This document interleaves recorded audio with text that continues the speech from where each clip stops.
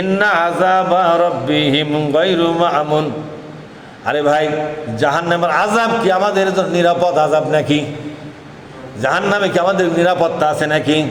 যেখানে চামড়া খুলে দেওয়া হবে, হাড় হাড্ডিগুলো জ্বলে দেওয়া হবে গো, মুখগুলোকে গলে গলে গরুর মুখ থেকে চামড়া খুলে নিলে যে চেহারাটা হয়, ওয়াহুম ফিহা কালিহুন, বলেন ওয়াহুম ফিহা কালিহুন। ভাইরা আমার, জাহান্নামের ভিতরে এক একটা মানুষের চেহারা হবে। আল্লাহ বলছেন কালিহুন শব্দের অর্থ হলো বকরি ভেড়া গরুর চামড়াগুলো খুলে নেওয়ার পর গরু বকরি ভেড়ার মাথাটা দেখতে যেমন লাগে, এক একটা জাহান্নামীর চেহারা দেখতে এরকমই লাগবে। চামড়া নাই, গোশত নাই, হাড়গুলো বেরিয়ে পড়েছে। এমন দুরবস্থা ওই জাহান্নামের ভিতরে হবে। তাই আল্লাহ পরামর্শ দিচ্ছেন, বান্দারে আমার জাহান্নাম এমনভাবে ভয়াবহ করে তৈরি করেছি, একটা দিন তো দূরের কথা, একটা ঘন্টা তো দূরের কথা, একটা মিনিটও তোমরা টিকে থাকতে পারবে না। ওই জাহান্নামে যাওয়া লাগে, এমন অপরাধ থেকে নিজেকে রক্ষা করো।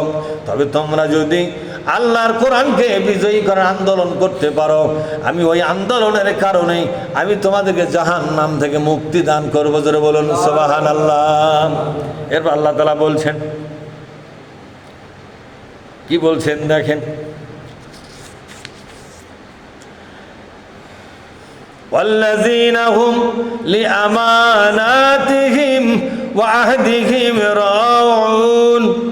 আর যারা আমানত রক্ষা করে চলে, আমানতটা কি? প্রথম আমানত হলো আপনার ঈমান। প্রথম আমানতটা কি? প্রথম আমানতটা হলো আপনার ঈমান। দ্বিতীয় আমানতটা হলো আপনার উপরে অর্পিত ফরজ দায়িত্বগুলো। তার সবার আগে যে আমানতটার কথা বলা হয় সেটা হলো কোরআন। সেটা কি? জোরে কোন। ইন্না আরাদনাল আমানাতা আলাস সামাওয়াতি ওয়াল আরদি ফাআবাইনা ওয়া আশফাকনা মিনহা। এভাবে আল্লাহ তাআলা বলছেন, এই আমানতটা আসমান জমিনে দিলাম, ওয়াল জিবালা পাহাড়কে দিয়েছিলাম, সবাইকে দিয়ে বলেছিলাম কোরআনের দায়িত্ব নিবা নাকি? কোরআনের দায়িত্ব যদি নাও, দায়িত্ব পালন শেষে তোমরা জান্নাতি হয়ে যাবে।